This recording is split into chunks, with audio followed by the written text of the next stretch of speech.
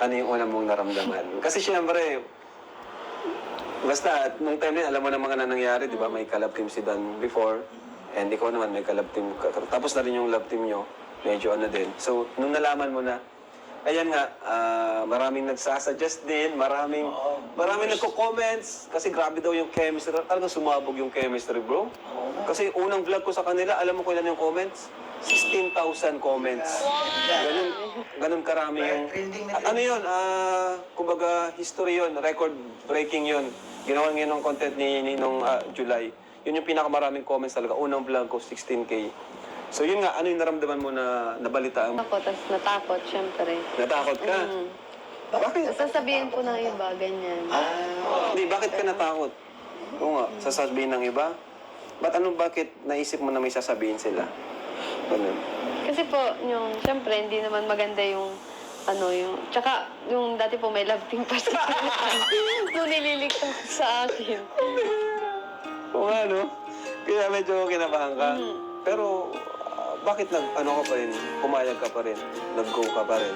Kasi po, para din naman po ito sa akin, sa pag-aaral ko, sa family ko, at para po makatulong na rin po sa inyo, Kuya Rab. Support okay. na din po sa Kalingap. Kumbaga, yun na natin, wala siyang pagkalam kung yung ibang tao is mapabash siya. Siguro siya. Masaya. Magaan siguro ang kanyang pakiramdam. Kaya, sa bagay yun. Maganda ang aura niya. Tsaka isa na rin siguro yung pinapasaya ko si Joy. Kaya naman pala. Oo nga eh. Kasi yun, kahit off-cam, magkikita talaga sila. Pero nagsasabi naman sa akin si Dan, yung maganda kay Insan. Kaya nga, Brad, nagpaalam na rin naman silang kay nanay. Kay nanay. Oo nga eh. Kahit nga sa akin nagsasabi pa siya eh, kahit di naman na talaga. Pero yun nga, bilang respect na rin, syempre beneficiary ko si Joy. Hindi niya inaalis yung ganong sitwasyon na kailangan niyang, yun, napaalam siya sa akin tuwing lalabas sila. Kahit walang vlog o nalabas sila, nagpapaalam siya sa akin.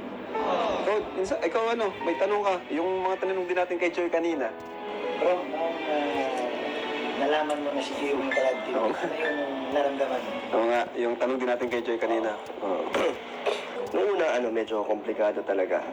Pero para sa akin, okay lang na ako yung mabash. Kasi inisip ko si Joy na baka mas dumami pa yung bashers niya pag natuloy yung love team namin. Yun yung una ko inisip. Yun yung una mong pumasok sa akin na si Joy talaga which is, nangyari nga talaga na talagang dumami yung bashers. Ni Joy pati ako. Pero ngayon, tapos naman na yun. Tapos mo na yun. Kaya nalagpasan na namin. Kaya, okay din. Maliban dun sa mga yung sa inisip mong mga negative, yung mga bashers, dun lang sa yung nga, si Joy yung nakalab team mo, ano pa yung iba mong naramdaman? Siyempre maliban dun sa negative. Sa negative. Talaga, masaya ako na natuloy na naging kalab team ko si Joy kasi unang-una mabait si Joy. Talaga, subok na siya ng kalingap, yung ugali niya. And bukod doon, siyempre, nagaganda ako kay Joy. Ay, gara. Then, mas lang yung tanong ako. Oo. Yung tanong niya kayo kanina. Mas lang yung unang mong nakita si Gio. Yung unang mong nakita. First impression. Ano yung... Tinanong din namin kay Joy kanina. First impression mo kay Joy. Siguro para medyo mabait na pasaway. Mabait na ba? Na good way naman na pasaway. Hindi naman yung sakit. Parang kalog. Parang kalog. Nang kita mo sa kanya, dun pa lang sa sirahay, ano yung talagang biglang naisip mo? Malakas yung dating ni Joy. Ay, that day malakas yung sex appeal. Grabe. Medyo nag-slow mo ng konti. Wala, hindi ko naisip na kasi wala talaga. Nilalag yung dati pa. So, hindi ko naman naisip na Yung mangyayari. yung mangyayari to. Pero ngayon, successful. Mas ito. Saka yun nga, yun ni Joy, ano na ba talaga? Hindi naman yung parang Joy, ano na ba talaga? Ayun nga, tinuloy ko yung paalam ko kay Nanay Imelda. Naniligaw ka? Naligawan siya. Pero naman to, yun lang, simpleng invite lang lumabas. Hindi mo siya pinipressure na sagutin ka na. nandito naman ako para mag-antay kay Joy kung kailan siya magiging ready. Grabe. Kung sasagutin niya ako sa panliligaw ko. Or kung ano man yung maging desisyon niya. Ano. Oo naman. Respetuhin ko kung ano yung maging...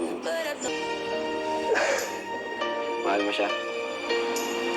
Ano na nga eh. Sobra na nga.